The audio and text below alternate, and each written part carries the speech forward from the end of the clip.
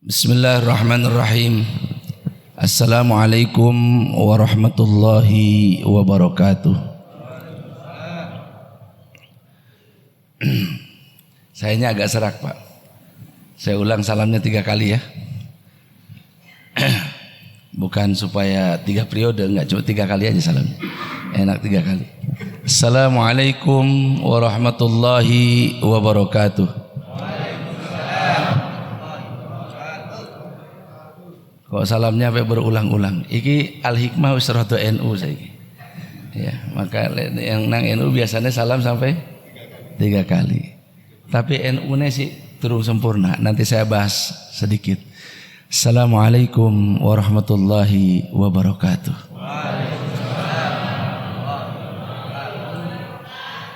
Yang kami hormati, kami muliakan Bapak Ketua Yayasan Masjid Al-Hikmah Pratama dan juga beserta segenap pembina dan ketua serta pengurus, juga kepada Ketua Dewan Kemakmuran Masjid Jami Al-Hikmah yang kami hormati, kami muliakan.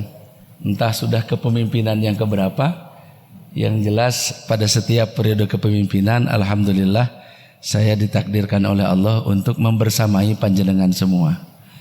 Alhamdulillah datang ke sini Pak Julaidi, Haji Julaidi masih ada. Panjang umur, alhamdulillah. Sampai segini Pak Haji Koko masih sugeng, alhamdulillah. Jenengan nggih panjang umur dari awal, ya, dari mulai masjid kecil sampai masjid selebar sekarang. Juga semuanya alumni Thailand, ya, kita punya kenangan dulu waktu di sana itu ada pijat khusus. Masih ingat ya Pak ya, ada pijat khusus. Ya, untuk overhaul, masya Allah, perlu diulang lagi tuh ke sana karena sekarang udah bebas. Kita udah boleh berkeliling ke negara ASEAN. Pak Haji Mulyadi, kendati umroh terakhir tidak bersama saya, tapi saya dengar kabarnya panjenengan berangkat. Alhamdulillah. Ini kalau saya sebutkan satu persatu, insya Allah 1-2 aja nggak kenal. Bapak tetap aja dari dulu segitu. Perasaan saya yang semakin tua, gitu ya. Jamaah yang dimuliakan Allah Subhanahu wa taala, mohon izin kalau kepada ibu-ibunya, memang saya tidak terlalu sering kontak kecuali yang pernah safar bersama waktu kita melintasi Mesir, kemudian masuk ke Israel, kemudian turun ke Yordania, berendam di laut mati dan seterusnya. Ya, boleh diulang lagi itu Pak Jikuku. Cuma waktu itu kita merencanakan pengen ke Rusia, moro-moro Rusia nyerang Ukraina, harus gak jadi. Padahal Pak Haji Romli udah kenceng banget, mumpung dubes Ukraina waktu itu masih kenalan Pak Haji, masih Pak Yudi ya. Sekarang wis porak-poranda Ukrainanya.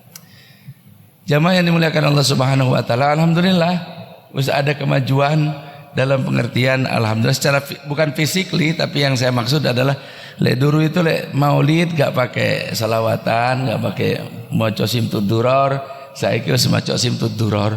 Kendati saya kritik mahalul qiyamnya kecepetan, ya, baru baca 2-3 bait langsung mahalul qiyam, langsung berdiri ya. Itu ada aturannya sebetulnya ya.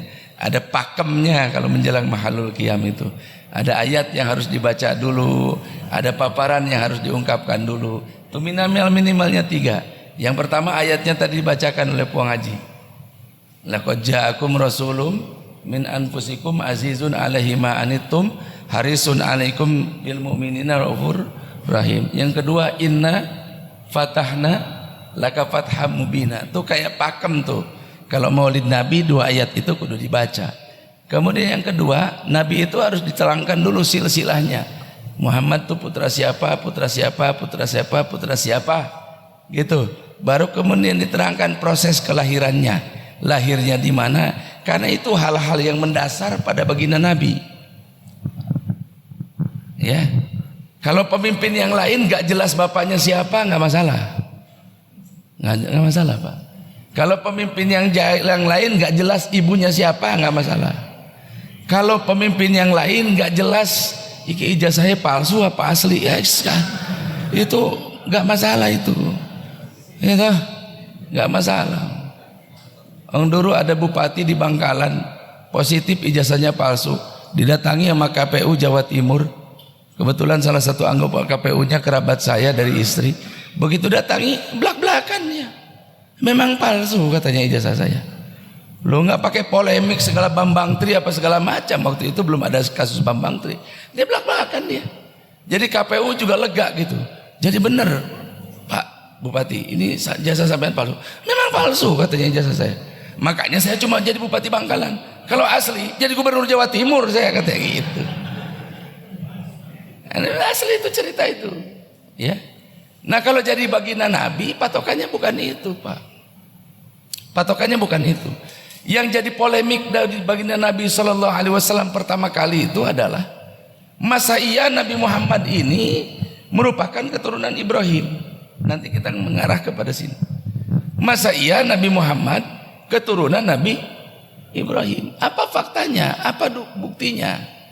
Apa data-data pendukung yang mengatakan Nabi Muhammad adalah putu daripada Nabi Ibrahim? Makanya kalau dalam maulid yang pertama kali diparparkan itu adalah Muhammad itu ayahnya Abdullah, Abdullah itu ayahnya Abdul Muttalib, Abdul Muttalib itu ayahnya Hashim, Hashim itu ayahnya Abdi Manaf, Abdi Manaf itu ayahnya itu Qusay, Qusay ayahnya itu Kilab, Kilab ayahnya itu Murrah, Murrah ayahnya itu Ka'ab, Ka'ab ayahnya itu Lu'ay, Lu'ay ayahnya itu Ghalib, Ghalib ayahnya itu Fihir, Fihir anaknya Malik, Malik putra Mudar, Mudar putra Nizar, putra Kinana, Kinana putra Khuzaimah, Khuzaimah putra Mudrika, Mudrika putra Ilyas, Ilyas putra Nadar putra Nizar, Nizar putra Ma'ad, Ma'ad putra Adnan.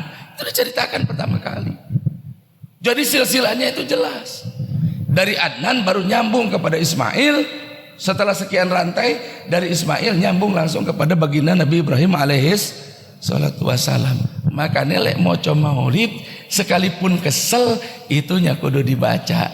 Tapi untuk al-hikmah mah nggak apa-apalah, karena maulidnya ukurannya masih mu'alaf NU. Masya Allah. Masya Allah. Pesantren kami itu, Pak, di tengah-tengah kampung yang mayoritas amaliyahnya amaliyah Nahdliyin. Kita pakai baju gamis begini. Tuduhan pertama kali itu Wahabi. Iku pesantrennya Ustadz Saihu itu Wahabi. Kiainya juga bukan kiai tapi Ustadz. Le pesantren NU yang mimpin bukan Ustadz, minimal Gus. Kan itu ya? Minimal apa? Gus. Saya pusing Pak, ya apa caranya supaya diakui NU. Akhirnya kita ngadain mawarawis, beli peralatan hadroh 2,5 juta, kita latihan. Kalau maulid Nabi kita sumbang ke masyarakat, artinya kita nyumbang maulid. Masih belum diaku. Bilangnya iki santri ini sing aswaja, kiai ini tutu, kiai ini Wahabi. Masih gitu, Pak. Wah, akhirnya sudah kita musyawarah, kita adakan maulid Nabi itu di pesantren. Kita undang tokoh-tokoh masyarakat, barulah kemudian mereka menganggap lah saiki sampean wis resmi, sampean iku NU, mergo wis mengadakan maulid, ono baca marhaba, ono baca simtud duror, ono baca berjanji. Tapi pakemnya yang tadi, Pak, kalau masih kayak begitu itu si separoh. Nah, masih apa? Masih separoh. Itu masih kurang lagi kalau buat kiainya itu. Kenapa? Karena kita gamisan, mestinya sarungan. Sampai itu jenggotan, mestinya nggak usah pasang jenggot panjang. Udah dipakein sarung, pakai baju koko, kemudian jenggot juga udah dipotong separoh, masih belum diaku juga. Teman saya pusing. Kenapa Ustaz ya? Ana udah macam-macam masih belum diaku NU juga nih kan. Basul Masail udah hadir. Terus apa ya? Coba sampai coba apa? Ngerokok. Coba sampai ngerokok. Begitu hadir Basul Masail, nun sewu Gus. Ada korek api Gus. Saya tak nun sewu, saya belum bisa berhenti Gus, padahal nggak ngerokok orangnya. Nah, dia bilang, saiki sampean resmi dadi aswaja. Mau nggak? Terakhirnya sampai begitu, Pak. Nah, ini Pratama ini alhamdulillah sudah ada maulid, sudah ada pembacaan simtud duror tadi yang baca. Sudah ada simtud duror. Mudah-mudahan ini menjadi penanda. Jamaah yang dimuliakan Allah Subhanahu wa taala. Kenapa ini penting untuk dikemukakan? Karena apa sih yang tersisa dari kita untuk nisbah kepada baginda Nabi? Saya mau tanya, apa yang tersisa coba? Sholat kita sama baginda Nabi dan sahabat Nabi nggak ada apa-apanya. Hah? Kita tiap Ramadan masih bertengkar 11 sama 23. Sementara sahabat itu ukurannya bukan rakaat, ukurannya itu bengkak. Ukurannya apa? Tarawih Nabi ukurannya itu rakaat apa bengkak? Bengkak. Nabi itu kalau tahajud sampai bengkak kakinya. Lah kita ngitungnya rakaat. Kalau 11 sama 23 bengkakan mana kira-kira? Ya bengkakan 23, Pak. Kita ngukur pakai 11 pakai 23 aja dari segi terminologi fikih enggak masalah. Tapi kalau dari terminologi akhlak, baginda Nabi SAW itu tahajud sampai bengkak kakinya. Maka patokan tahajud itu bukan rokaatnya. Kalau mau ikut Nabi, patokannya bengkaknya. Ayo coba, ngadu bengkak. Pernah bengkak gara-gara tahajud? Futsal ya. Kalau gara-gara futsal kita pernah bengkak. Gara-gara tahajud belum. Terus nisbah kita kepada baginda Nabi, kepada kelahiran Nabi itu yang mau kita bicarakan apanya coba? Puasa kita nggak sekeren puasa Nabi, nggak sekeren puasa sahabat. Sahabat ada yang puasa Daud, Nabi puasa selamanya. Nabi itu kalau sahabat ingin lihat Nabi puasa, puasa. Kalau sahabat ingin lihat Nabi nggak puasa, nggak puasa. Tapi kata Siti Aisyah, remenan puasanya daripada kagak. Ya, Pak. Kita punya istri satu aja nggak kuat puasa, kecuali yang kuat. Nabi 11 ya kuat puasa. Kita punya istri satu gak kok bertahajud. Nabi istrinya 11 tahajudnya sampai bengkak. Kayak coba. Ada yang rutin suka bangunin jam 2, mudah-mudahan sampai mati itu. Bangunin jam 2 itu dan mudah-mudahan lanjut terus. Orangnya nggak mau saya tunjukin. Mudah-mudahan diterima amalnya oleh Allah Subhanahu wa taala. Jamaah yang dimuliakan Allah Subhanahu wa taala, maka kalau kita berbicara tentang maulid baginda Nabi besar Muhammad sallallahu alaihi wasallam, ketika saya diminta sama Puang Haji untuk mauludan di sini, dia cari alasan aja untuk ketemu sama saya untuk ngobrol. Ya, dengan cara saya disuruh ceramah maulid, padahal gitu-gitu aja, Pak. Gitu-gitu aja. Terus saya mikir, kita temanya saiki sing cocok apa ya? Kira-kira sisi apanya dari baginda Nabi yang perlu kita angkat ya? Ya. Saya nggak konsep, cuma saya pikir ya Allah, kira-kira apa yang kudu disampaikan di Pratama ini, yang kira-kira strategis, yang setelah muludan tuh nggak salah pilih lagi, nggak setelah muludan itu nggak salah nyoblos lagi, yang setelah muludan nanti itu nggak salah lagi milih pemimpin. Apa kira-kira? Tiba-tiba kemudian terbersit di pikiran saya itu aspek kepemimpinannya aja, bahwa maulid Nabi itu momentum lahirnya seorang pemimpin baru bagi New World Order, bagi tatanan dunia baru yang basisnya bukan kapitalisme, basisnya bukan sosialisme, basisnya bukan marxisme, tapi basisnya itu tauhid monoteisme.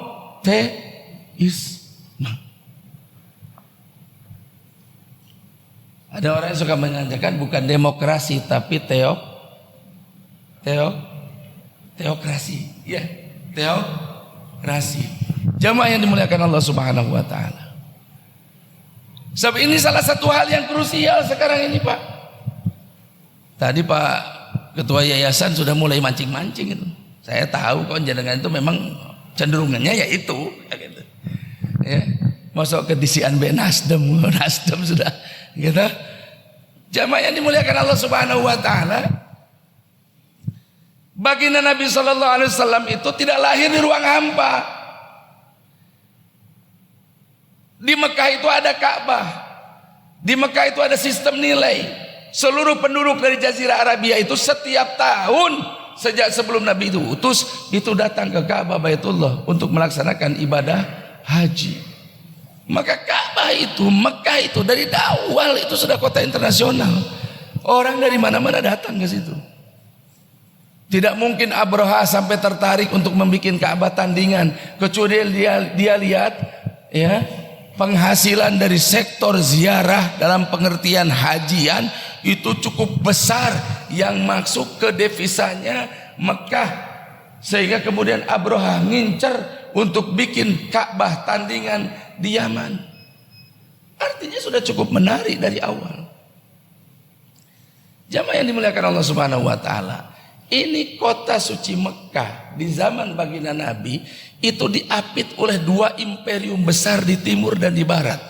Ada Romawi, ada Persia. Sahabat itu buta huruf, tapi apa yang terjadi di Romawi jadi bahasan mereka. Apa yang terjadi di Persia jadi bahasan mereka. Maknanya apa? Sebuta-buta hurufnya para sahabat, pembicaraan hari-hari itu bersifat internasional. Abu Bakar itu sampai taruhan ketika perang Persia Romawi itu. Waktu itu taruhan belum diharamkan. Ayo jajal, siapa kira-kira yang menang? Romawi enggak Persia, Persia enggak Romawi. Abu Bakar Siddiq pegang Romawi, Romawi yang menang. Tapi faktanya Romawi kalah. Maka Abu Bakar datang kepada Rasulullah. Ya Rasulullah, kok Romawi kalah? Persia yang menang. Romawi itu orang bertuhan seperti kita. Persia itu penyembah berhala seperti orang-orang Quraisy. Apa kata baginda Nabi? Tunggu, sebentar lagi datang ayat membicarakan tentang konteks global ini, Romawi dan Persia. Turun ayatnya surat Ar-Rum. Ghulibatir rumu fi adnal ardi wa hum min ba'di ghalabihim sayaghlibun. Maknanya apa, Pak? Turunnya ayat itu merespon kondisi objektif. Kenapa sekarang Fatihah kok jadi obat buat nyuwuk saja? Hah? Ada orang sakit gigi tak Fatihah. Enggak salah. Tapi picik amat kalau Fatihah hanya digunakan untuk itu. Gitu loh. Kenapa? Karena Al-Quran itu mengangkat tema-tema besar. Begitu Romawi Persia perang, Quran turun membicarakan tentang peperangan Romawi sama Persia. Jadi kita memang bicarakan itu. Memang Al-Quran kemudian memberikan nilai atas setiap peristiwa yang terjadi. Pak, saya itu kemarin khutbah Jumat di PT Kayaba. Kayaba itu apa? Yang bikin shockbreaker itu loh. Anak buahnya Astra AHM, anak buahnya AHM. Ya. Bukan AHY, AHM, PT Kayaba. Terus di PT Kayaba itu saya bahas yang begini di antaranya, itu bantu cuma 15 menit, 20 menit. Sebagian jamaah mungkin ada yang merenung, Ustadz khutbah Jumat kok bahas begituan, kira-kira begitu. Saya bilang, loh, khutbah Jumat di zaman Nabi itu bahas Persia, bahas Romawi, masa kita nggak boleh? Ayo Pak. Sekarang ada sebagian masjid di Jakarta itu ditulisi dilarang membicarakan masalah politik. Khutbah tidak boleh lebih dari 15 menit. Terus umat mau didiknya lewat apa, Pak? Quran itu merespon setiap peristiwa itu. Kelahiran Nabi Muhammad itu jadi bahan pembicaraan sak dunia. Dan mereka yakin pemimpin yang akan kelak datang yang bernama Muhammad, itulah yang akan membawa dunia ini ke dalam suasana dunia yang baru, yang sama sekali berbeda daripada keadaan sebelumnya. Sahabat tuh datang ke Romawi, datang ke Persia itu cuma bawa la ilaha illallah, enggak kurang enggak lebih. Bawa apa kamu? La ilaha illallah. Itu kaisar berdiri itu. Orang yang membawa kalimat ini kelak akan merampas kerajaanku. Sekarang kita tahlil, ada yang merasa terancam? RT aja nggak terasa terancam? RT aja nggak merasa terancam, kita bilang la ilaha illallah. Kata RT, engkau aja pas tahlilan taat, pas tahlilan. Karena RT-nya juga nggak tahu la ilaha illallah itu apa. Hah? Ada nggak sekarang bupati, gubernur yang merasa terancam dengan kehadiran la ilaha illallah? Apa kehadiran la ilaha illallah itu? Pernyataan tidak ada Tuhan selain Allah. Kita ini ummah natiqah. Umat Islam itu umat yang bicara. Maka umat Islam itu harus belajar bicara. Itulah kenapa di rumah itu harus ada taklim rumah. Setelah taklim rumah itu ada tilawah. Setelah tilawah itu kemudian usul. Anak-anak kita suruh ngomong satu-satu. Emaknya bilang, bah kenapa sih cuma ngomongin sayur asam anak kudu usulan. Anakmu harus belajar ngomong. Kata Pak Muhammad Nasir, satu-satunya yang buat kebatilan itu menang bukan karena kebatilan itu kuat, tapi hak diem, gak ngomong. Mana ada batil kuat, Pak? Rapuh. Kamathalil ankabut ittakhadat baita wa inna awhanal buyuti labaitul ankabut. Nggak ada batil kuat. Kenapa? Karena pelaku kebatilan sendiri dia ragu terhadap apa yang dia lakukan. Ada maling yakin terhadap yang dilakukannya? Nggak ada, dia sendiri ragu. Ini salah, sejatinya salah nih. Tapi nggak tahu gimana, gue kudu lakuin. Betul? Orang berzina, ada orang berzina tidak ragu. Enggak, ini salah sebetulnya ya Allah. Tapi kenapa? Udah kagok, udah tanggung. Sampai akhirnya apa? Dompet disembunyiin karena di dompet ada foto istrinya. Handphone dijauhin, nama selingkuhannya diganti. Tadinya Fatimah jadi monyet namanya. Saking nggak mau. Kenapa? Karena pelaku kebatilan itu nggak ada yang yakin. Makanya pelaku kebatilan itu kelihatan sorot matanya itu penuh dengan keraguan. Jadi kata Pak Muhammad Nasir, batil itu tidak kuat. Yang bikin batil itu menang bukan karena batil itu kuat, tapi karena yang hak diem. Maka umat yang punya hak itu harus berbicara. Umat ini umat natiqah, umat yang berbicara. Maka bidang apa aja harus dibicarakan, harus dikomentari. Orang sekarang kan ngelihat pengajian Habib Rizik mah politik gitu. Pengajiannya apa katanya? Politik. Kita juga bingung pengajian yang nggak politik yang gimana? Ya, ngajinya ngomonginnya keadilan melulu. Terus kita juga bingung Quran bagian mana yang nggak ngomongin keadilan? Benar nggak? Jamaah yang dimuliakan Allah Subhanahu Wa Taala, umat ini sejak awal umat yang dilatih oleh nabinya untuk mengatakan tidak, bukan mengatakan iya. Kepada Khadijah Nabi bilang, "Qul la ilaha illallah," katakan tidak, tidak ada Tuhan selain Allah. Kepada Abu Bakar Rasul bilang, katakan la ilaha illallah, katakan tidak ada Tuhan kecuali Allah. Semua orang termasuk kita diajari untuk berkata tidak, bukan untuk berkata iya. Kalau kita nggak bilang tidak, kita nggak bisa masuk surga. La ilaha illallah, tidak ada Tuhan kecuali Allah. Maka di awal kemunculannya, kalau istilah perjanjian baru disebutnya teologi pembebasan. Itu hamba-hamba sahaya ketika Nabi mulai berdakwah dan anak-anak hamba sahaya ini mulai belajar mengucapkan la ilaha illallah, mereka mulai melakukan pembangkangan terhadap majikan-majikannya. Bilal akhirnya disiksa, Ammar bin Yasir akhirnya disiksa. Kenapa? Karena mulai berani berkata tidak. Selama ini mereka iya-iya aja. Diajak nyembah Lata iya, diajak nyembah Uzza iya, dikatakan bahwa ini haram iya, dikatakan bahwa ini halal menurut mereka iya. Tapi begitu datang baginda Nabi besar Muhammad sallallahu alaihi wasallam, sebagaimana ayat yang tadi dibacakan, laqad ja'akum rasulun min anfusikum azizun 'alaihi ma anittum harisun 'alaikum bil mu'minina raufur rahim. Terbentuklah satu komunitas masyarakat yang dibina oleh Nabi, orang-orang yang berani berkata tidak pada doktrin mainstream yang ada pada masa itu, yang didukung oleh para pembesar. Makanya para nabi sejak awal, nabi itu musuhnya bukan RT. Sejak awal. Saya mau tanya, Nabi Ibrahim musuhnya siapa? Namrud. Namrud itu raja apa RT? Raja. Ya. Nabi Musa musuhannya sama siapa? Fir'aun. Fir'aun itu raja bukan? Raja. Nabi Muhammad itu dakwanya langsung ke pusat kekuasaan, litungziru ummal qura man haulaha. Abu Lahab itu kepala kaumnya.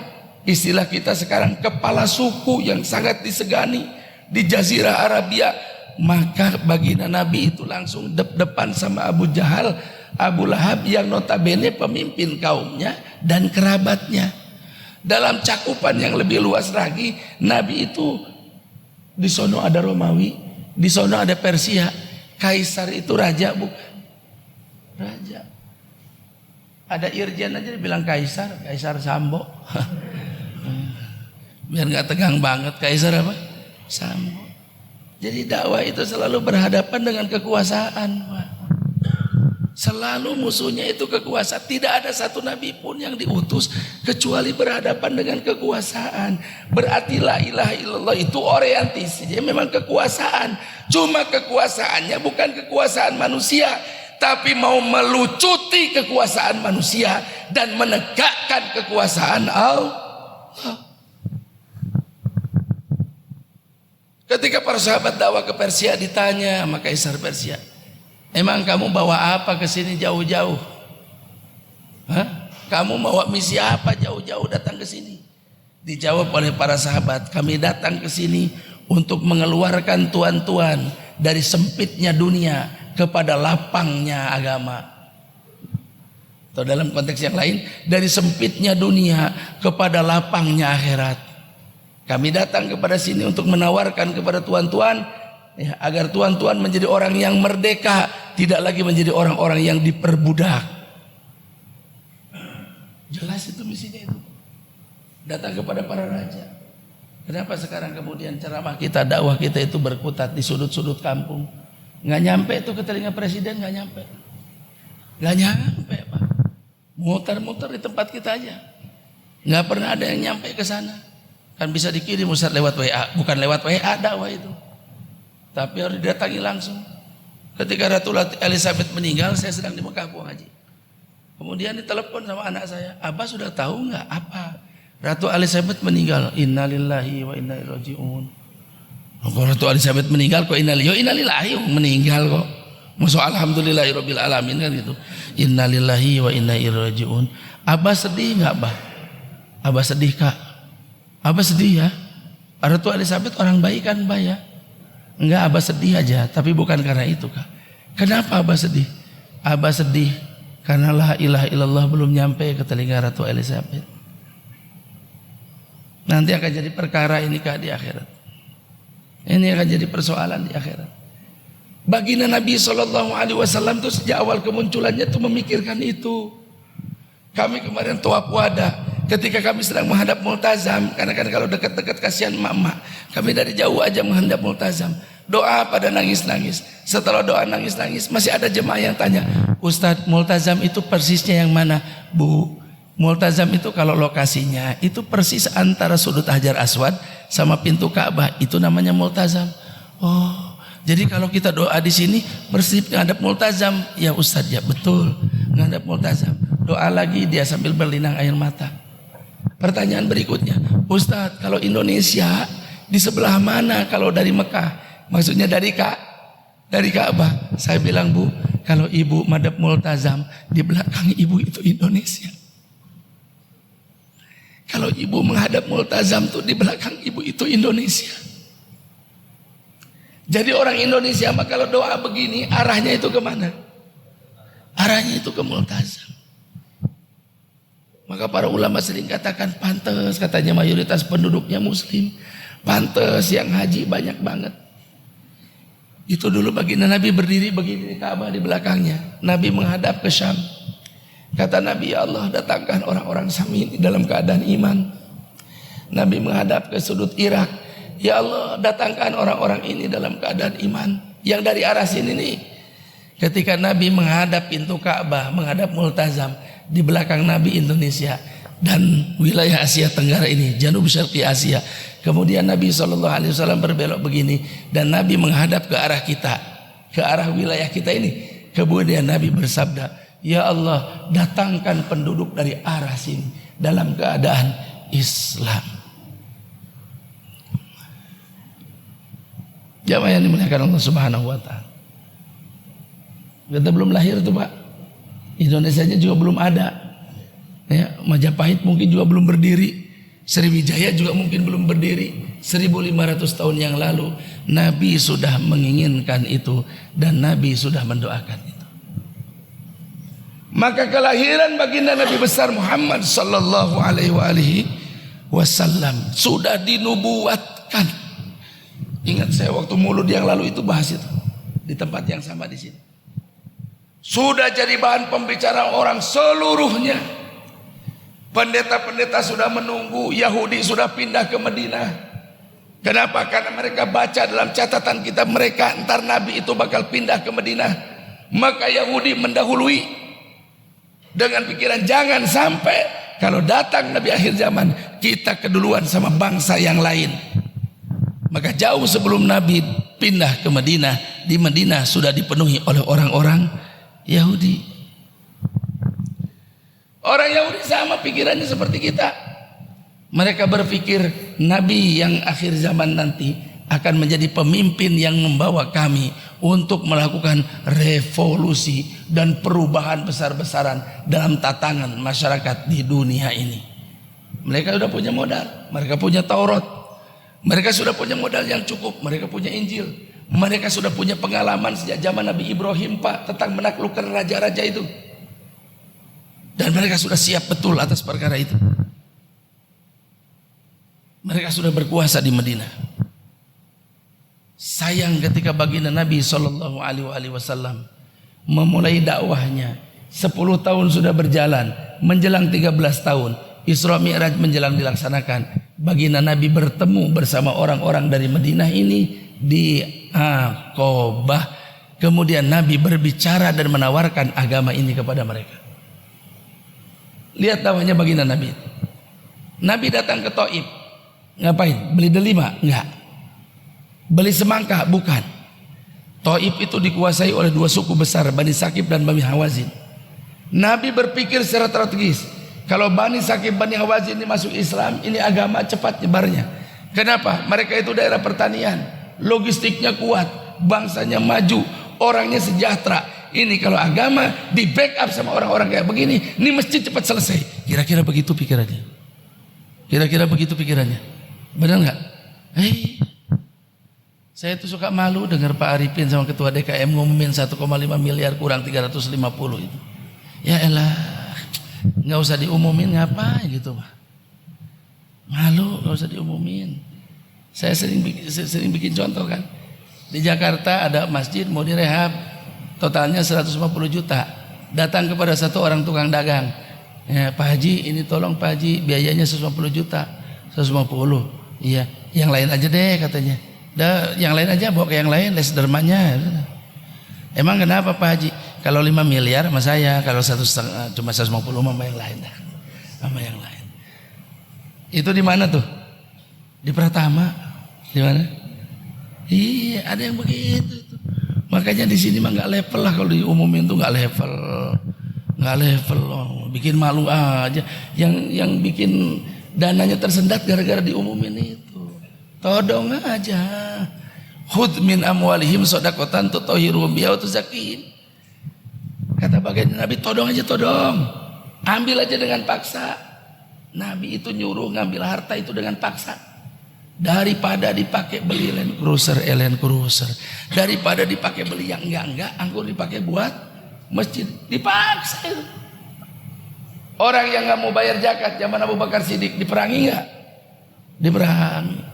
Zaman Nabi mereka bayar zakat, begitu zaman Abu Bakar Siddiq mereka nggak mau bayar zakat. Kata Abu Bakar Siddiq, seutas talinya yang dulu dikasihkan di zaman Nabi, kalau tidak dikasihkan di zamanku, kubunuh kalian semua. Pernah nggak kita begitu di Pratama? Kalau sampai Jumat besok, lihat 500 juta ini belum lunas, saya sita nih, Masya Allah. Nabi pernah begitu, Sayyidina Abu Bakar pernah begitu. Jadi nagih zakat itu pede Pak, karena diperintahkan Allah. Datang diperangi sama Abu Bakar Siddiq orang yang tidak mau membayar zakat itu.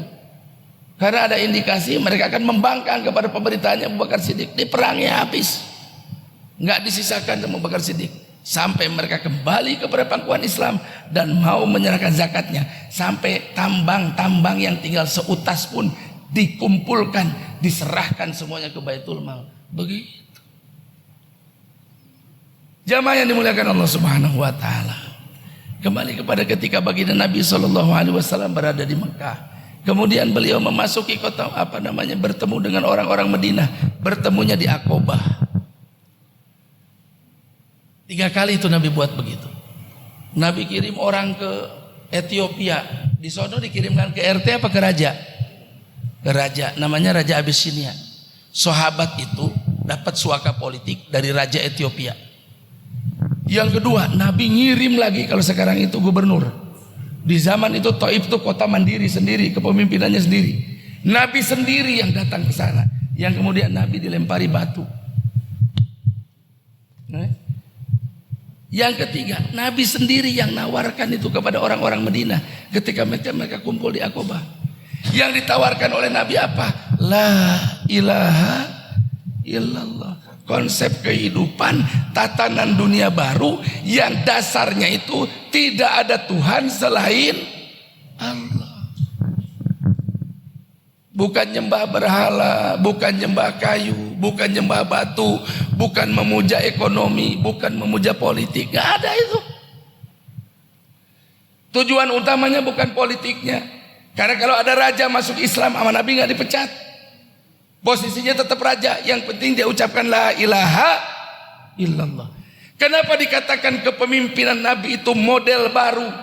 Karena satu-satunya kepemimpinan akhir zaman yang berpikir tentang keselamatan rakyatnya bukan cuma di dunia tapi sampai akhirat. Sebesar apapun pemimpin di dunia sekarang ini mikirkannya cuma dunia doang. Bu Sri Mulyani udah bilang tahun 2023 gelap apa terang? Gelap apa terang? Gelap apa terang? Gelap. Sampean percaya? Saya nggak percaya. Selama ini juga kita nggak diurusin kok. Kalau dalam terminologi agama, gelap terang itu zulumat sama nur. Kalau gelap itu zulumat, kalau cahaya nur. Orang itu kalau sudah beriman, zulumat apa nur? Nur. Kalau belum beriman, zulumat. Gak usah terjebak sama yang begitu-begitu itu. Saya sering katakan begini. Ada satu orang mogok makan di Istana Merdeka. 7 hari gak makan. Kira-kira goyang gak dunia? Goyang. Yang deket deh, gak usah jauh-jauh. Kanjuruhan mati hampir 200. Resminya 131. Angkanya ditahan supaya gak naik. Sebab kalau naik Indonesia jadi juara pertama, Ghana juara kedua. Supaya Indonesia tetap di posisi juara kedua, ditahan. Yang mati itu pernyataan resminya 132. Geger gak dunia? Geger. Pertanyaan saya, itu mati bawa syahadat apa enggak?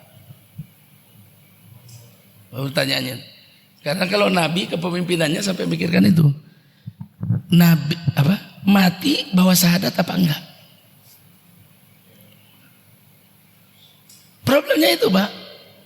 Tak perlu kita tangisi yang meninggal 130 itu. Kalaupun kita berduka, kenapa? Wis muslim kok. Ada satu jemaah Andalus yang sama Ustaz Awal, saya sekamarkan sama mereka beberapa hari. Dia bilang, Ustaz saya itu Aremania. Lo kan sempat nonton. Hampir gak jadi umroh. Untungnya saya selamat. Saya kena gas air mata juga. Tak gerocok pakai air es Ustaz. Aku meh mati. Pas aku wis sadar, ono koncoku tuh Sidoarjo. Tak ambil, dipelukanku dia sakaratul maut. Sampai anak ini ketika di Mekah kayak trauma gitu. Bentar-bentar bangun gitu. Bentar-bentar bangun karena ingat temennya pada saat tragedi Kanjuruhan itu mati di pangkuan dia. Kita hanya meributkan orang matinya. Ya, saya bilang insya Allah lah. Mereka orang-orang mukmin, mereka orang-orang muslim mati dalam musibah, insya Allah diampuni oleh Allah. Tapi Pak, saat dunia sekarang banyak orang mati nggak jelas nasibnya. Nah ya, nggak jelas nasibnya. Belum beriman, belum Islam, itu yang dipikirkan oleh baginda Nabi. Kepemimpinan yang lain itu juga mikirkan perut. Kepemimpinan yang lain itu cuma memikirkan sandang pangan papan. Kalau Nabi datang sahabatnya lapar, alih-alih ditolong, disabar-sabarin. Ya Rasulullah, lapar kali ini. Wahai Abu Hurairah, kalau kamu tahu ganjaran bagi orang lapar itu sangat besar di akhirat, niscaya kamu akan minta lebih lapar lagi. Pikirnya Abu Hurairah, dah percuma ngomong sama Rasulullah mah, cuma ditargib doang, pergi dia. Kata Nabi ketika akan meninggal, aku tidak khawatir sampean belangsak, yang aku khawatirkan itu sampean kaya. Kira-kira kalau orang yang visinya kayak Nabi, visinya visi dunia apa visi akhirat? Aku tidak khawatir kalian belangsak, yang aku khawatirkan tuh kalian kaya. Habis itu kalian berebut kekayaan, saling terkam satu sama lain. Benar nggak? Dulu kita suka bilang begini, kalau ada uang semua urusan selesai, gampang, mudah, benar. Justru karena uang sekarang tuh urusan jadi susah. Sambo itu kalau nggak ada uangnya udah kelar, Pak. Karena ada uangnya nggak kelar-kelar. Istilah Pak Jokowi apa? Ojo dijelimet no. Itu pernyataan beliau terakhir. Ojo dijelimet no. Itu jelimetnya karena ada uang apa karena tidak ada uang? Karena ada uang. Kalau nggak ada uang mah nggak bakalan begitu, Pak. Santai-santai aja, mati ya mati, urus selesai. Maka betul sabda baginda Nabi, aku tidak khawatir kalian fakir, tapi aku khawatir kalian kaya dan kemudian berebut harta, saling terkam kalian satu sama lain. Jadi apa dong yang khas dalam kepemimpinan Nabi itu? Satu-satunya orang setelah seluruh Nabi yang lain yang memikirkan kehidupan kita dunia akhirat, itu hanya baginda Nabi besar Muhammad sallallahu alaihi wasallam. Bapak boleh pikirkan apapun tentang istri, tapi jangan lupa bawa dia ke surga.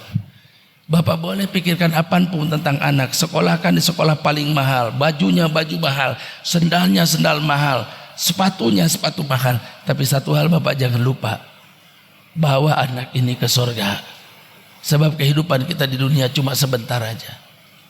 Maka jamaah yang dimuliakan Allah, kenapa umat Islam ini harus peduli dengan masalah kepemimpinan? Bukan kekuasaannya, kekuasaannya. Lu mau jadi gubernur 20 kali juga silahkan. Lu mau jadi presiden 3 periode, 8 periode, 10 periode, silahkan.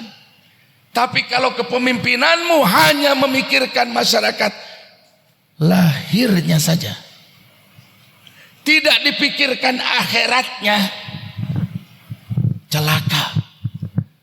Apa bedanya kepemimpinan kalau nggak mikirkan akhirat? Apa bedanya sama pemimpin Cina?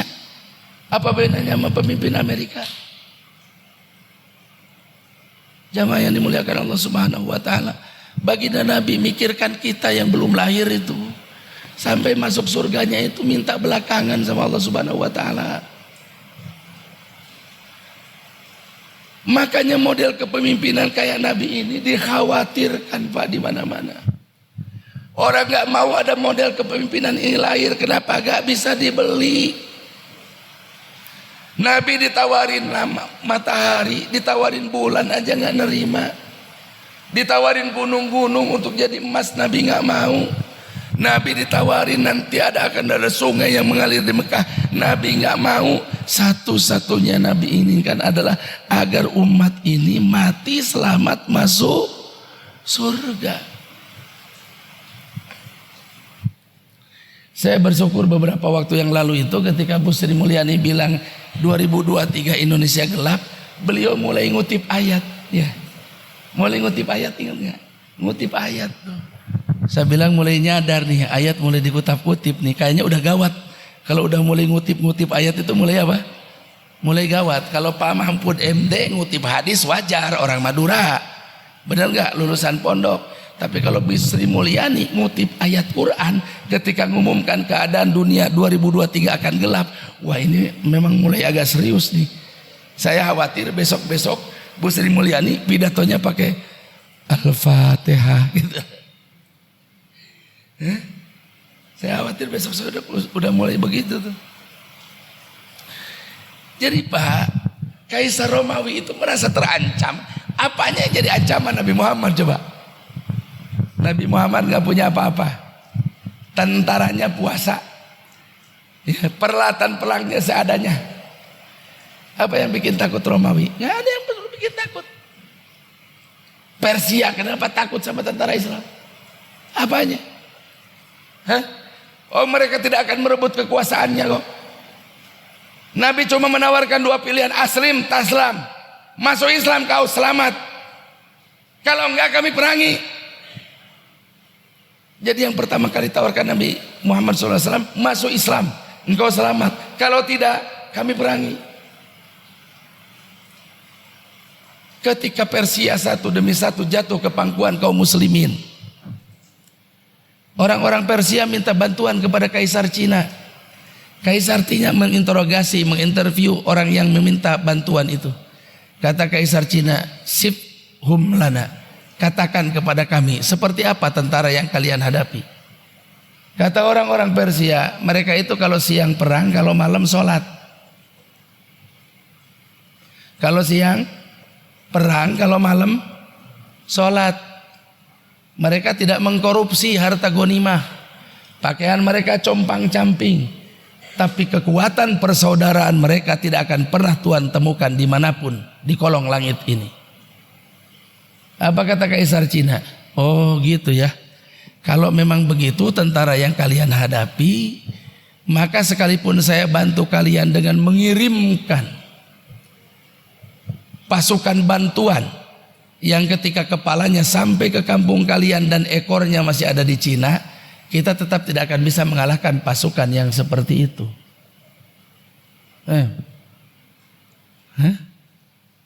Apanya coba yang ditakuti? Wa ma naqamu minhum illa ayyuminu billahil azizil amin. Boleh suka, boleh enggak sama Ustaz Abu Bakar Ba'asyir. Yang ditakuti dari Ustaz Abu Bakar Ba'asyir apa sih? Enggak usah dihukum Pak. Enggak usah dibawa ke Gunung Sindur, suruh lari aja di Monas atau di Tugu Pahlawan 7 kali 8 kali mati dia. Apanya yang ditakuti? Aki-aki. Hah? Sekarang orang takut apa sama Habib Rizik? Takut apa? Tentara enggak punya. Emang Laskar itu hebat-hebat. Saya pernah ikut ngelatih kok. Laskar FPI itu waktu mau dikirim ke Libanon. Betul Pak, saya bersama satu orang alumni Afgan melatih mereka di Purwakarta. 200 yang kita latih untuk persiapan berangkat ke Libanon ketika pecah perang antara Gaza sama Palestina. Dari 200 itu Pak, dari 200 tuh, yang lulus 3. Yang lain kalau mau tiarap pilih tempat. Namanya pasir sebelah sini aja tiarapnya. Dipikirnya kalau di medan perang bisa milih tempat. Pelatihnya ke Tekawang ya. Udah ceritanya yang lulus 3. Yang 3 ditanya, lu punya duit gak buat berangkat? Kagak. Maaf nih ya, ini FPI. Jadi Habib Rizik mau ditakuti karena apanya? Laskarnya. Laskarnya kagak bisa apa-apa. Tapi kenapa orang takut? Paham gak? Kenapa orang takut? Apanya yang ditakuti? Ulama itu yang ditakuti bukan itunya. Ulama itu yang ditakuti doanya, mulutnya, lidahnya. Kenapa ulama ditakuti doanya? Takut kalau doa dikabul. Kan semua ulama lain juga kalau doa dikabul. Kalau ulama itu dapat duit dari pemerintah, nggak bakalan dikabul doanya. Kalau ulama masih nerima duit sogok, nggak bakalan dikabul doanya. Jadi yang ditakuti itu ulama yang nggak bisa disogok, ulama yang nggak bisa dibeli. Sekali dia doa, sekali dia mubahalah, efeknya panjang dari Sambo sampai Teddy. Panjang urusannya itu Pak. Dulu itu ada jenderal yang sangat ditakuti di Baghdad Pak. Namanya Hajjaj bin Yusuf As-Saqafi. Ulama dibunuh sama dia. Sahabat dibantai sama dia. Tapi tetap tidak ada aja yang merongrong kekuasaannya. Akhirnya dia kumpulkan kiai-kiai yang sudah dia beliin. Ini kenapa sih rakyat masih merongrong sama saya? Iya karena masih digerakkan sama ulama-ulama yang gak mau Tuhan sumbang. Ya, ini ulama-ulama ini yang bahaya. Itu doanya Tuhan. Dan doa mereka itu jadi berbahaya kalau mereka gak makan haram. Kalau mereka makan haram, makan subhat, doa mereka nggak berbahaya. Oke, kalau gitu kata Hajjaj. Hajjaj ini hafal Quran, Pak. Aku punya cara untuk menaklukkan mereka. Kumpulkan seluruh ulama, panggil ke istana, jamu makan. Kiai-kiai diundang semua. Yang namanya kiai diundang kenduri. Santri paling kecil pun dibawa. Yatim 5 ngaku 10. Yatim 10 ngaku 20. Kan suka ada begitu. Saya di perempatan ada anak minta-minta. Saya bilang, yayasan apa, Dek? Ini bukan yayasan Om, kami yatim langsung Om. Oh, yatim. Berapa orang kamu? Berempat. Oh ya, sini sayang, sini sayang. Ini buat kamu ya. Ada yang kecil, saya bilang, ini buat kamu. Bentar, Ustadz mau nanya, papamu kerja di mana? Di Tanjung Priuk. Yatim apaan? Yatim perempatan. Papanya kerja di Tanjung. Saya tanya, saya tidak nanya papamu masih ada enggak. Saya nanya yang kira-kira dia bingung jawabnya. Papamu kerja di mana sayang? Di Tanjung Priuk. Berarti bapaknya masih ada. Bukan yatim. Kadang-kadang kiai kalau diundang oleh pejabat, mendadak yatimnya jadi banyak. 10 jadi 20. Nggak percaya, cobaan. Pak Kukuh bikin muska bersama, anak yatim diundang dari mana-mana. Itu jadi ratusan yang datang. Oh, yang undang Pak Kukuh. Kan itu. Jamaah yang dimuliakan Allah Subhanahu wa taala, singkat cerita kiai dikumpulin semua. Dengan tangan besi.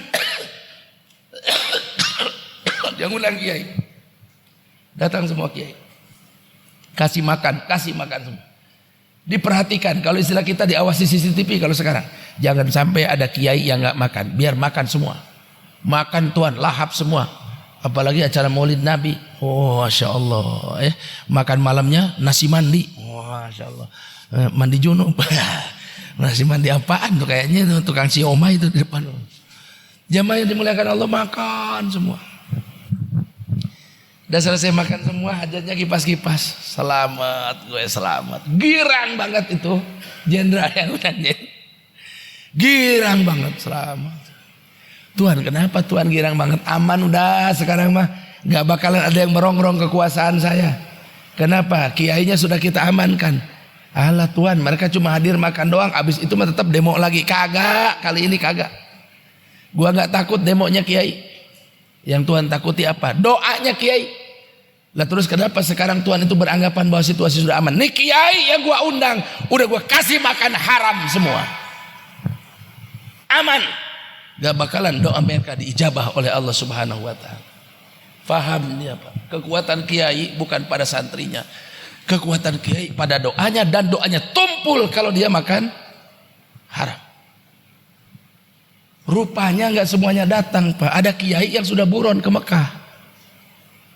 Ini nggak ada hubungannya sama Habib Rizik, nggak ada. Ente jangan sambung-sambungin ke situ. Nanti kalau disambung-sambungin nyambung aja gitu loh. Satu kiai gak berhasil ditangkap karena kiai ini lari ke Mekah. Lari ke Mekah. Namanya Said bin Jubair. Lari dia ke Mekah. Bocor beritanya sama Hajjaj bahwa satu kiai lolos, tidak ikut jamuan makan malam. Meriang lagi Hajjajnya. Saya katanya, gue pikir udah mati semua, udah kena makanan haram semua. Ternyata yang satu musuh besarnya lolos, dia buron ke Mekah. Dikejar sama tim intelijennya ke Mekah, ditangkap di Mekah, diseret, dibawa ke Kufah, dieksekusi, dikepukin di Kufah di hadapan Hajjaj bin Yusuf. Dialog panjang antara dua orang ini ada dalam kitab Hayatus Sahabah. Kemudian kalimat terakhirnya, kata Sayyidina Said bin Jubair, 16 hari setelah Tuhan menyiksa saya, Tuhan akan mati. Dihitung tuh Pak. Hari ke-16 Hajjajnya mati. Jadi yang perlu ditakuti dari ulama apanya? Hah? Kepemimpinan Nabi itu yang ditakuti apanya coba Pak? Apa yang membuat Persia takut? Apa yang membuat Romawi takut? Karena Nabi sama sekali gak berorientasi kepada dunia. Nabi gak berorientasi kepada dunia. Ittabi'u man la yas'alukum ajran wa hum muhtadun. Alih-alih dapat duit, dakwah Nabi itu habis duit. Mem, abah mau ke Surabaya diundang Haji Romli Maulid Nabi. Semeringah bini. Mem, abah mau keluar 4 bulan. Cemberut. Karena dia tahu kalau Maulid Nabi yang undang Haji Romli entok piro bah. Tapi kalau saya keluar ke Bayan Hidayah, keluar 4 bulan, kata istri, ente piro bah. Yang satu dakwah ento piro, yang satu dakwah ente piro. Kira-kira kalau mau kita bandingkan sama dakwah Nabi, yang mirip dakwah Nabi yang ento piro apa yang ente piro? Hai. Coba sampean jamaah tabligh itu sampean usir bosan sampean ngusirnya. Hah? Diusir senyum, ditendang senyum. Ya Bapak kalau ngusir kami nggak apa-apa, tapi nanti kawan-kawan kami datang juga Pak. Bapak bosan ngusir kami. Hah? Dia ditaskil di Indonesia, lari di ke Saudi, ditaskil lagi, lari ke Australia, di Australia kena. Gua lari ke sono kemari ngehindari tabligh, tahu-tahu gua malah ditaskil di Australia, gua masuk katanya, gua ikut aja. Nabi itu kan nggak bisa dihalangi. Ada seorang Yahudi, merhatiin aja. 1 kali Nabi datang, ditolak. 2 kali datang, ditolak. Sampai 99 kali itu datang. Kata orang Yahudi, kalau 100 kali dia datang, dia Nabi. Kalau nggak datang, belum Nabi dia. Hari terakhir itu Nabi agak terlambat. Si Yahudi itu udah pergi, bukan Nabi. Cuma 99 kali. Baru dia mau nyimpulkan Muhammad bukan Nabi. Tahu-tahu Nabi datang, ngajak lagi masuk Islam. Nangis Yahudi. Kamu Nabi. Nggak ada orang yang punya kekuatan ngajak orang ke surga sekuat seorang Nabi. Kamu pasti Nabi. Kita ngajak anak sholat udah berapa kali coba Bu. Ngajak ke surga. Ngajak bini ngaji udah berapa kali. Itu ngajak ke surga. Ngebangunin suami udah kuat berapa kali supaya ke surga. Saya bukan bohong kalau saya bilang saking kepengennya dia lihat lakinya ke masjid. Begitu pas mudik diumpetin sepatu suaminya 1 di masjid. Suaminya panik nyari-nyari kemana sepatu papa, kemana sepatu papa. Dia bilang sama anaknya, bilang sama papamu. Mungkin dimainin sama anak-anak dibawa ke masjid. Sama istrinya digituin saking istrinya kepengen ngelihat suami masuk masjid. Pak, kayaknya dimainin sama anak-anak deh dibawa ke masjid. Masa? Iya. Itu teng. Suaminya mau datang ke masjid, itu malaikat di langit ribut. Kenapa? Mau ke masjid dia tuh, mau ke masjid. Malaikat satunya bilang, kagak, nyari sandal doang, nyari sepatu doang. Jamaah yang dimuliakan Allah Subhanahu wa taala. Jadi kekuatan kepemimpinan Nabi itu bukan pada orasinya, kendati Nabi juga orator. Kekuatan kepemimpinan Nabi itu adalah pada sifat yang melekat pada beliau, siddiq, amanah, tabligh, patonah, procot itu udah bawa sifat itu. Jujurnya membuat tatanan dunia yang penuh dengan tipuan itu goyang dengan sendirinya. Suatu ketika ada seorang polisi, pangkatnya waktu itu masih ajun komisaris besar polisi. Dia datang, bukan datang sebetulnya, ketemu saya di Masjid Jami Kebon Jeruk waktu itu. Kemudian dia bilang gini, Ustadz, Anda punya tugas berat nih. Saya bilang apa Dan? Saya punya komandan, komandannya kemudian jadi Polda Jatim waktu itu. Saya nggak perlu sebutlah namanya. Apaan Dan?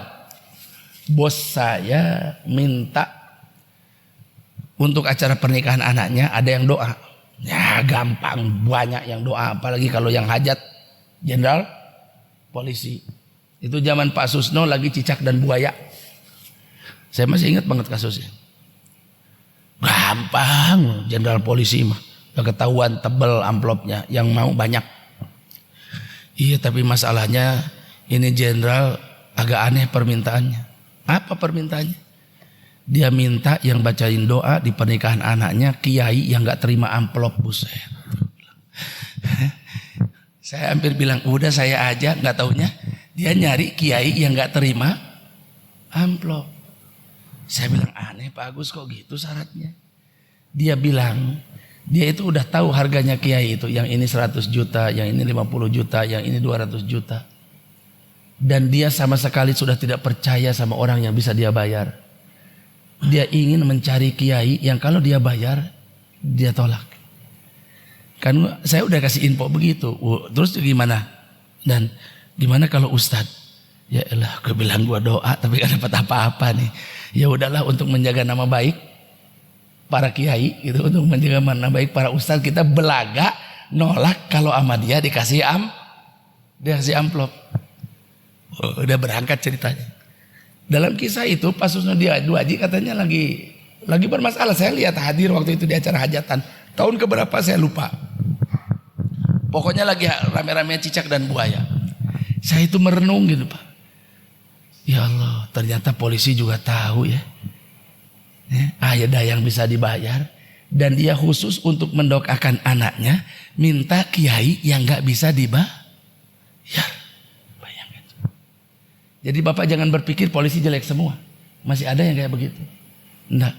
Khusus untuk mendoain anak saya minta kiai yang gak bisa saya bayar. Akhirnya kata bawahannya ini yang AKBP ini, ya udah Jenderal, insya Allah saya carikan. Saya carikan banget ya, saya carikan.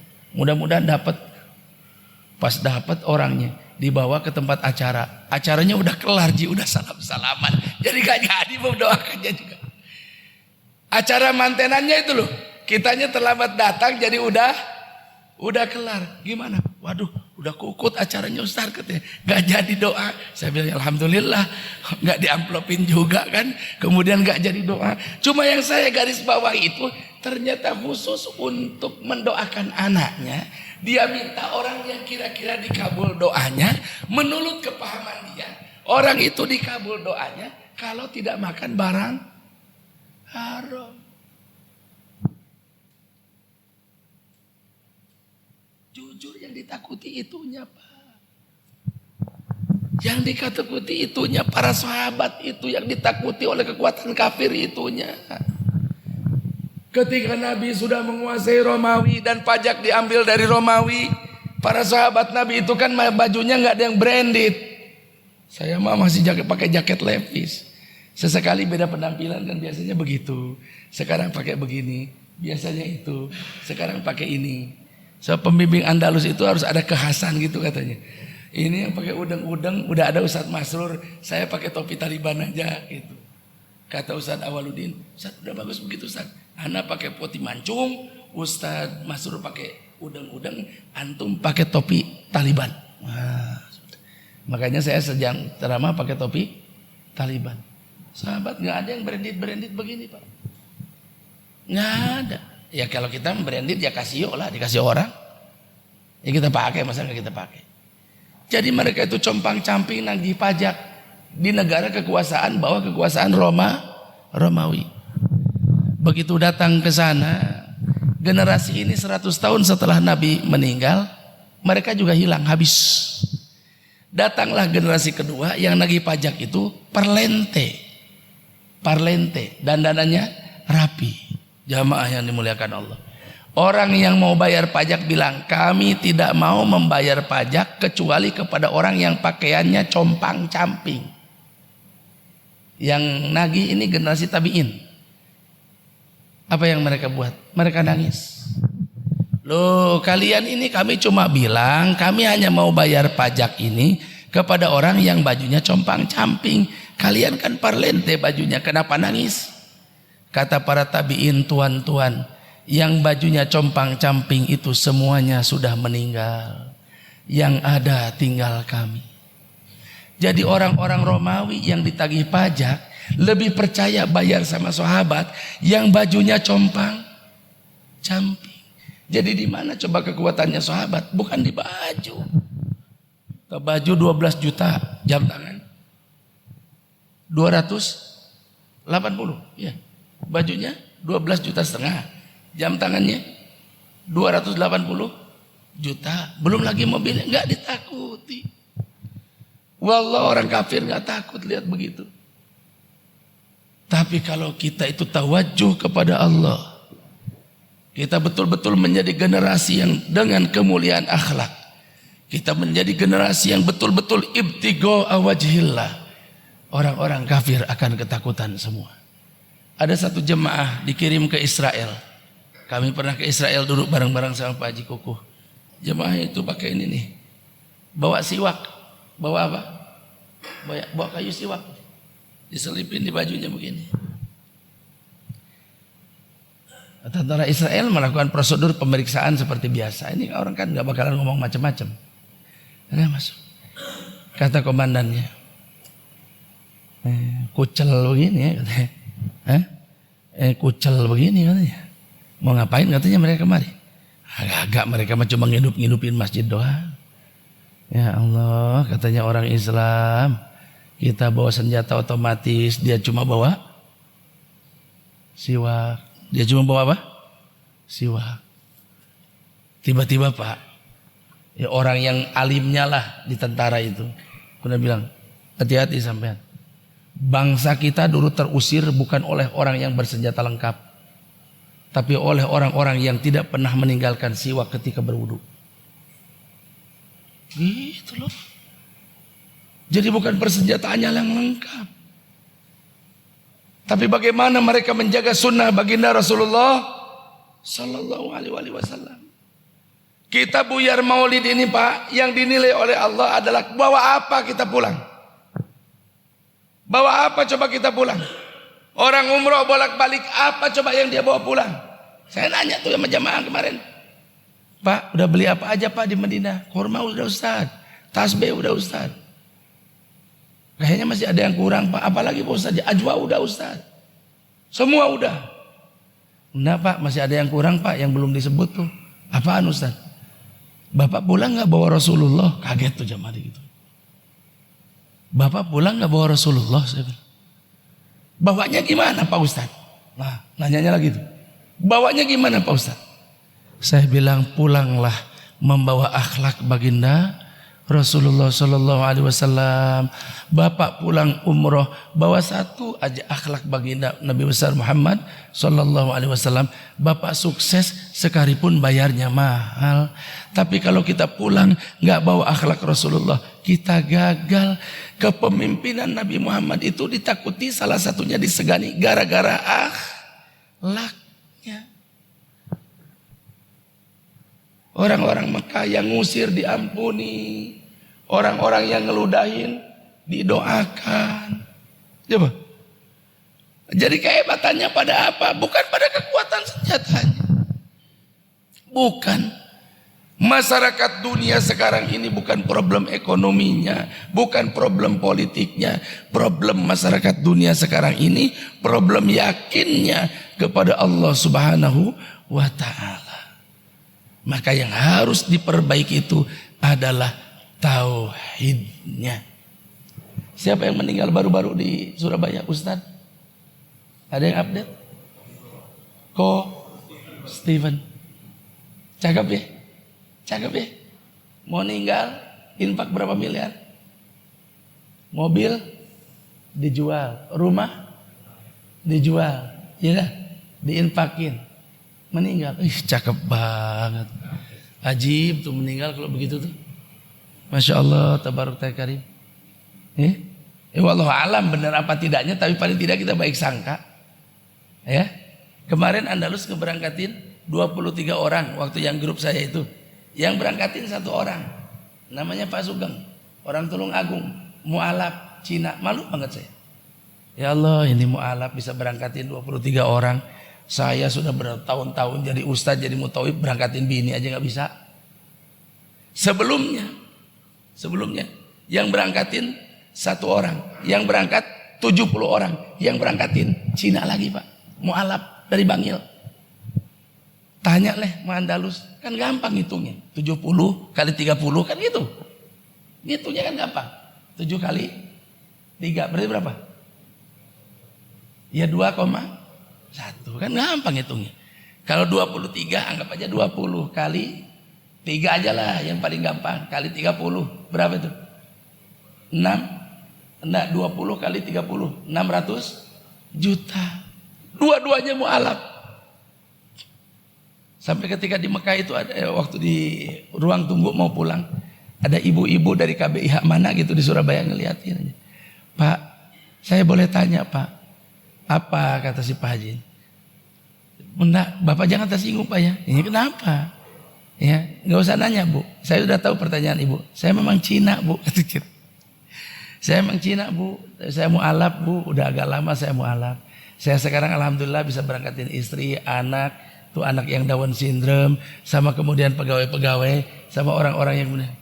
Saya ngeliatin aja gini, ya Allah, tabarak ya karim, pengorbanan buat agamanya, cakep banget gitu. Kata baginda Nabi, inna hadzal dina la yuslihuhu illa sakha'u wa husnul khuluqi.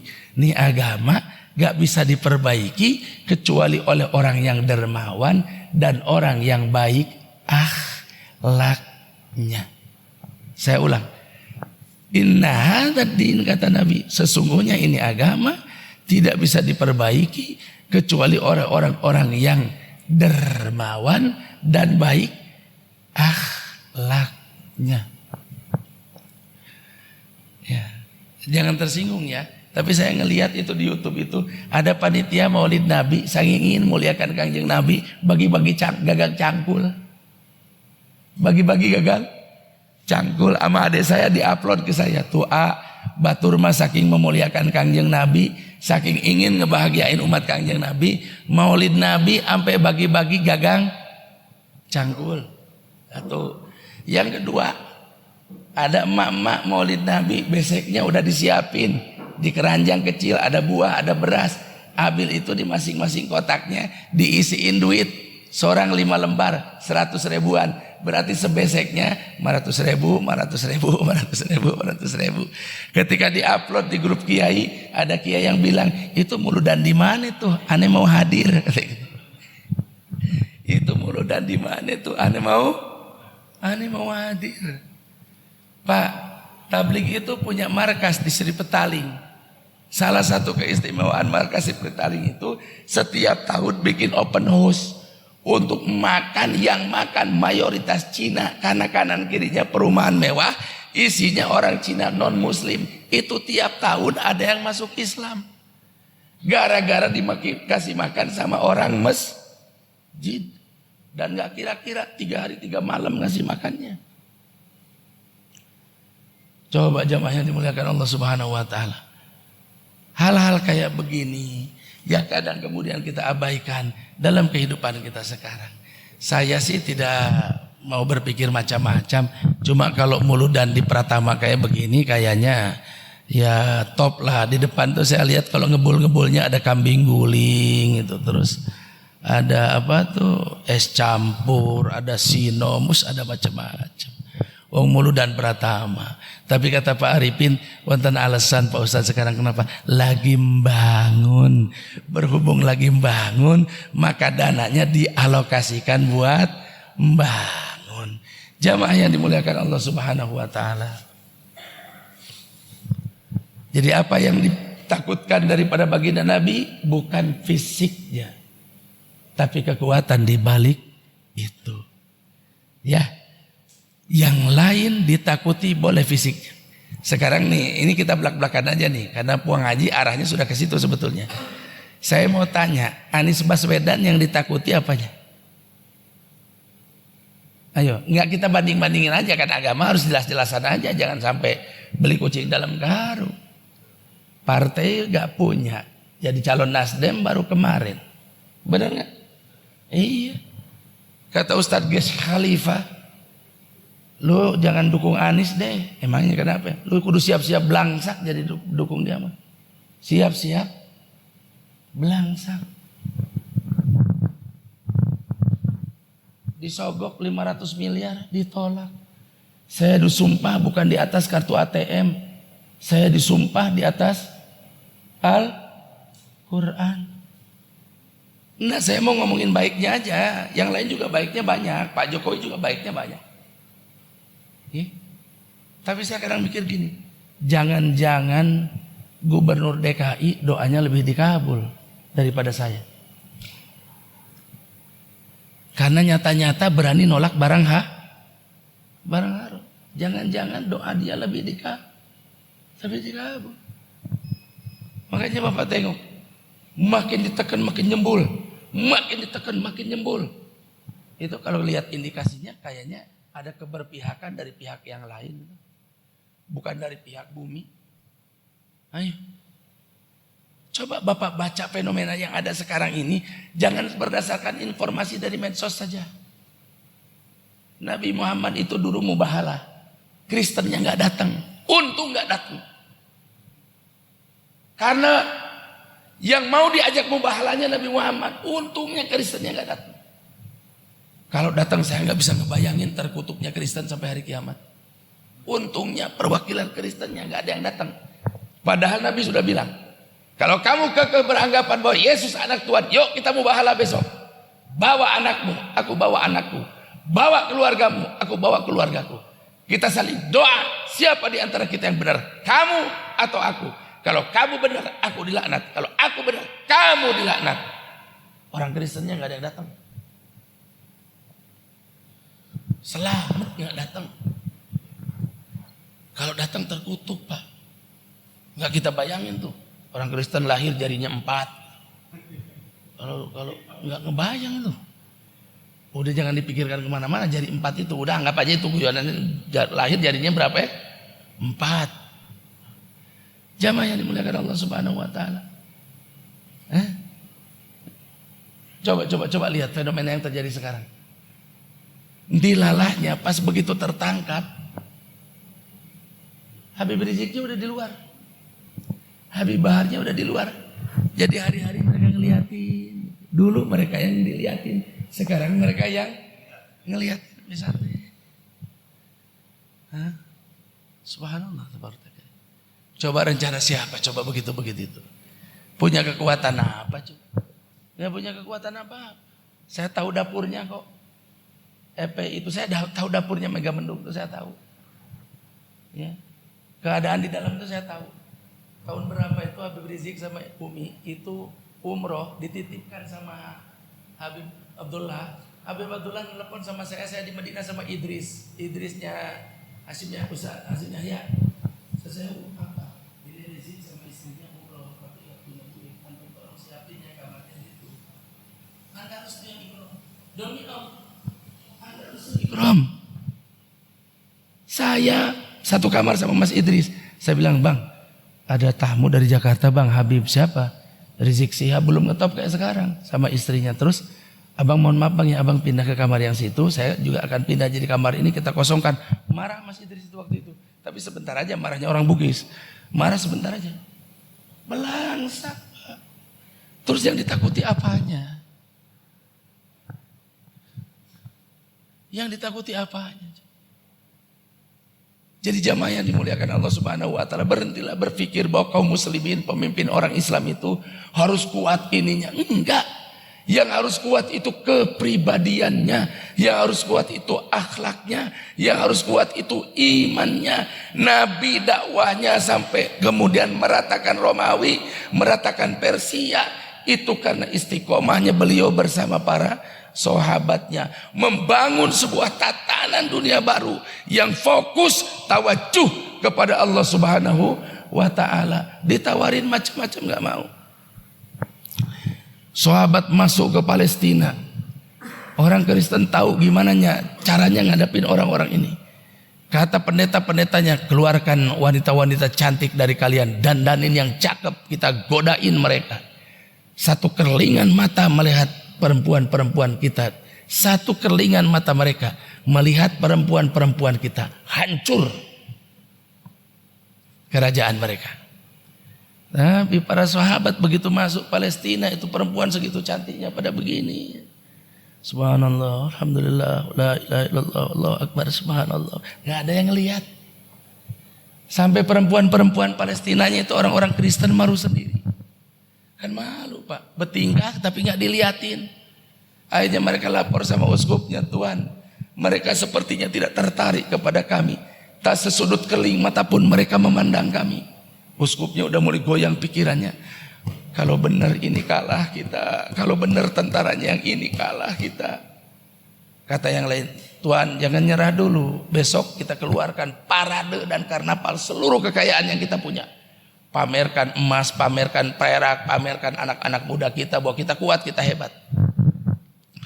Besoknya harta yang diusung dikarnavalkan Pak di hadapan pasukan kaum muslimin. Apa yang terjadi? Itu pasukan kaum muslimin gak ada yang tertarik melihat harta itu. Zikir aja, ada yang ngaji, ada yang muzakaroh, ada yang zikir. Tidak sesudut keling mata pun mereka melihat harta yang dipamerkan oleh orang-orang Kristen. Maka kemudian kata uskupnya, kalau memang begini kelakuan mereka, kita kalah. Aneh kan? Aneh kan? Aneh. Kalau memang begitu kelakuan mereka, kita kalah. Amr bin As dakwah ke Mesir, udah jalan 2 tahun, gak ada yang masuk Islam. Nabi udah meninggal, Abu Bakar udah meninggal. Waktu itu dunia Islam dipimpin oleh Umar. Jamaah yang dimuliakan Allah, Amr bin As ngadu sama Umar bin Khattab. Ini sudah 2 tahun saya penempatan di Mesir, tidak satupun orang Mesir masuk Islam. Sama Sayyidina Umar dibalas suratnya. Selama kamu masih menginginkan dunia yang mereka punya seperti mereka ingin, tidak akan pernah Allah turunkan hidayah lewat lisan kamu. Maka Pak, kalau orang tablik, dakwah yang paling susah ke luar negeri itu bukan begini. Itu mah gampang, semua orang bisa. Merem. Ngelihat perempuan merem, ngelihat mobil bagus merem. Jadi kalau pindah dari satu masjid ke masjid yang lain, ngapain Ustaz? Merem. Muzakarah baik. Muzakarah. 6 sifat baik, 6 sifat. Tahu-tahu mir, dah nyampe mir, udah. Yang cakap yang begitu. Yang cakap yang begitu. Abdi menantunya Wiranto, saya tanya, Mas, sampean kok nggak pernah mau ke luar negeri, itu kenapa dakwah?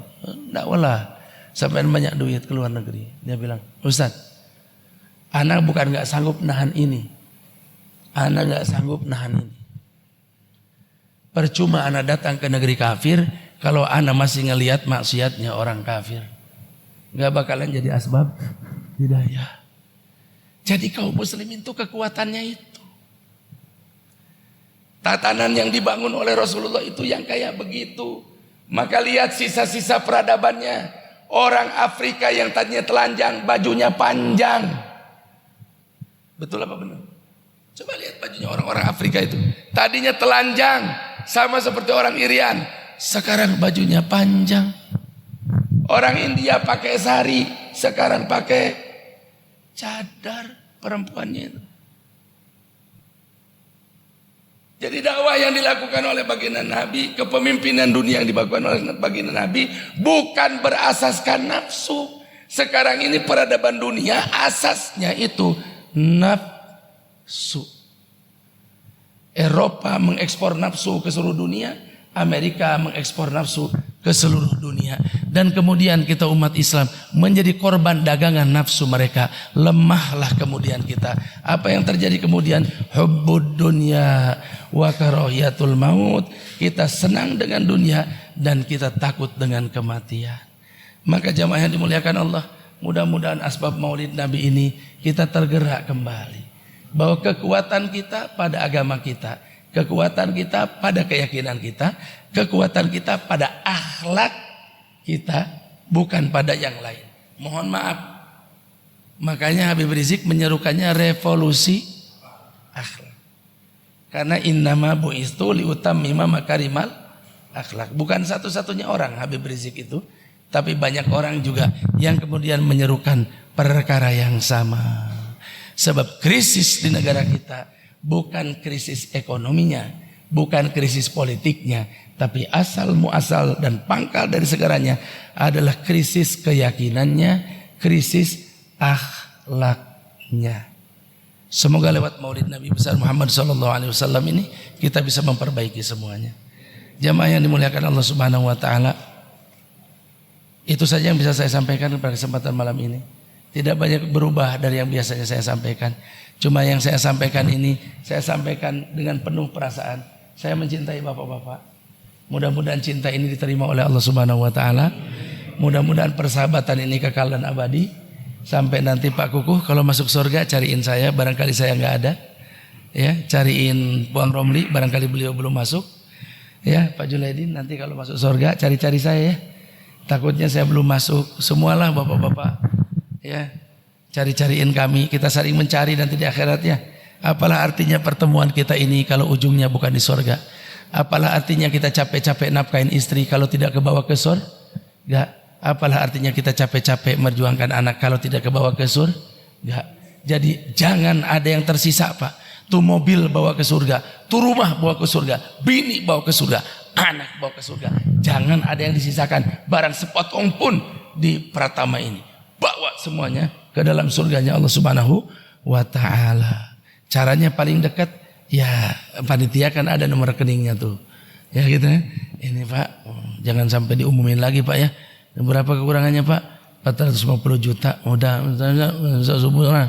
Nah, itu caranya bawa harta ke dalam surga. Amin ya rabbal alamin. Al-Fatihah.